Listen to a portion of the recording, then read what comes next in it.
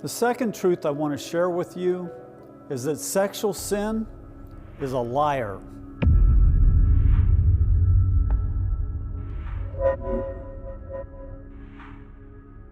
As I talked about in the first session, I came to the Lord when I was 16 years old. I eventually backslid because I believed the lie that I could not walk in victory over sexual temptation. When I backslid, I plunged into great spiritual darkness. The further away from God I got in my sin, the more deceived I became about everything in life. I was a mess. The Bible talks about the deceitfulness of sin. And I need to tell you that you cannot be involved in ongoing sin without being deceived. And when I say deceived, I mean deceived about a lot of things. Romans 1 is a perfect picture of my life of sin. It says that these people who were so driven by sexual lust that they suppressed the truth in unrighteousness and exchanged the truth of God for a lie. I didn't understand this at the time, but that describes the state of mind I was in when I was in my sin. When we give over to sin, we are in a very real way fellowshipping with demonic entities. Jesus said that Satan is the father of lies and that there is no truth in him. These spiritual beings bring their atmosphere of deception into our lives, and it taints all of our perceptions in life. I was very deceived and believed many falsehoods about God, about other people, and most of all about myself. In spite of my utter confusion in life, I had a ridiculous amount of confidence that I had a handle on the truth. I was absolutely clueless as to how deceived I was. So the first thing I'm going to ask you to do is to just acknowledge to yourself that sin has probably affected your grasp of truth more than you have realized. You will never really come into truth until you can see the lies that you have bought into. Let me share a few untruths that I bought into when I was in that terrible period of spiritual darkness. The first lie I believed was that pornography, masturbation, and hooking up with girls would be awesome experiences. And it is true that sin is pleasurable for a season. But as you give over to sexual sin, each experience becomes a little less pleasurable, and before you know it, a lot of what you give over to is just because you're addicted to it. And that brings me to the second lie, that there are no lasting consequences attached to sin. Solomon said his own iniquities will capture the wicked, and he will be held with the cords of his sin.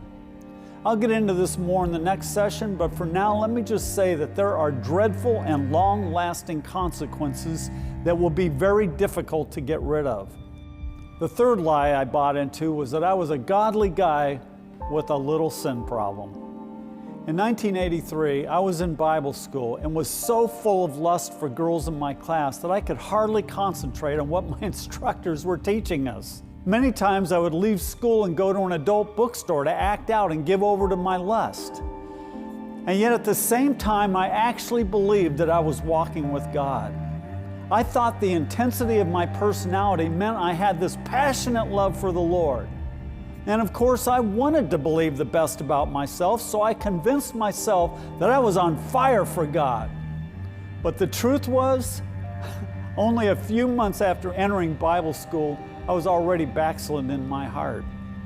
The idea that I was living a godly life is ludicrous to me as I look back upon it now.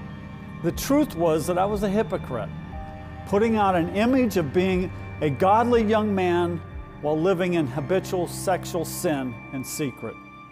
The fourth lie I accepted and believed was that my sexual sin wasn't that bad.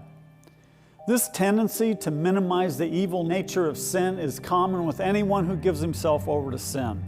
The more a person sins, the tinier God and His commandments become in his thinking. The deeper a person goes into sin, the less he's affected by biblical admonitions about sin. There are some very frightening warnings in Scripture about those who practice sin. But it's incredible that a person can read those warnings and just sort of gloss over them as if they don't really mean what they say. Again, because God was so tiny in my mind, His warnings against sin didn't really affect me. Let me tell you something J.C. Ryle said about the deceitfulness of sin. He said, "You may see this deceitfulness in the amazing proneness of men to regard sin as less sinful and dangerous than it is in the sight of God, and in their readiness to extenuate it, make excuses for it, and minimize its guilt. Men try to cheat themselves into the belief that sin is not quite so sinful as God says it is, and that they are not so bad as they really are." The fifth lie I'll mention was that other people were the cause of my problems. For instance, because I was so domineering and manipulative with my wife, every time she attempted to talk to me about my sinful life, I would find a way to somehow turn it around and make her feel as though she was the cause of my problems. And if it wasn't them, then I would blame God for making me the way that I was. And on it went, deceiving and being deceived. Maybe you can relate to some of the things I dealt with, but I have good news. God can turn everything around for you just like He did for me. David said, "The Lord is near to all who call upon Him, to all who call upon Him in truth." If you will begin to call upon the Lord to expose the lies of the enemy that you have bought into, and to bring you into the truth about yourself and your situation, He will surely answer your prayer. Start calling out to Him today.